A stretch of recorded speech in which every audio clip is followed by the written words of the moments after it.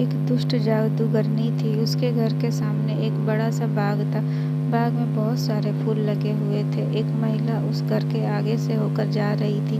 उसने सुंदर गुलाब देखे। उसने सोचा कि मंदिर में चढ़ाने के लिए एक फूल तोड़ लिया जाए। लेकिन जैसे ही उसने फूल तोड़ने के लिए हाथ बढ़ाया, जादूगरनी आ गई। वह चिल्लाकर बोली, रुक जा मूर्ख महिला, तूने मेरे फूल को छुआ है। यहाँ किसी को भी मेरे फूल छूने की आज्ञा नहीं है। तेरी इस गलती की सजा तुझे जरूर मिलेगी। मैं तुझे भी गुलाब का फूल बनाती हूँ। यह कहकर जादूगरनी ने इशारा किया। वह महिला घबरा कर रोने लगी। वह बोली, मुझे माफ़ कर दो, मुझसे बहुत बड़ी भूल हो गई। मेरे ऊपर दया करो, मुझे फूल मत बनाओ। उसका रोना सुनकर जादूगरनी ने कहा, मैंने एक बार जो कह दिया वह तो होकर ही रहेगा। मैं इतना कर सकती हूँ कि तेरी सजा थोड़ी कम हो जाए। आज पूरे दिन तू इस क्यारी में रहेगी और रात होने पर ही अपने घर जा सकेगी।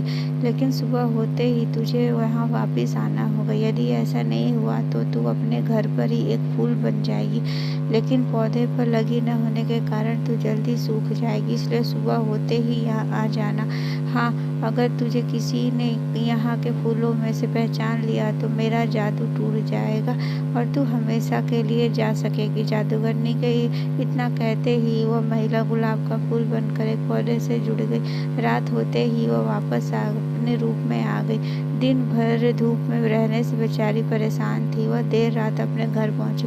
घर पर सब परेशान थे। उसने पूरी कहानी अपने बेटे को सुनाई। उसके बेटे ने कहा, माँ, आप सुबह वहाँ वापस चली जाना। मैं आपके कुछ देर बाद आऊँगा और आपको पहचान लूँगा।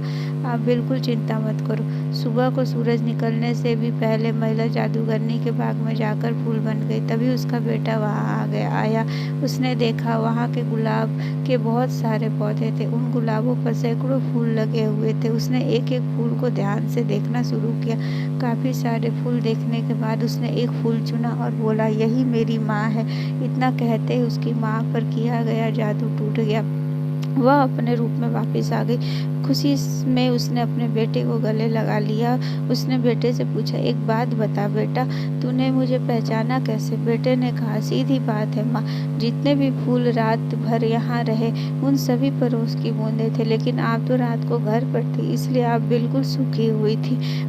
मैंने आपको आसानी से पहचान लिया। अपने बेटे की बुद्धिमानी देखकर माँ को बहुत खुशी हुई। जादूगरनी ने इस माँ और बेटे का प्यार देखा तो उसको इतना अच्छा लगा कि उसने सबको परेशान करना छोड़ दिया। अब वह दुष्ट जादूगरनी नहीं बल्कि एक अच्छी और नेक जादूगरनी बन गई थी।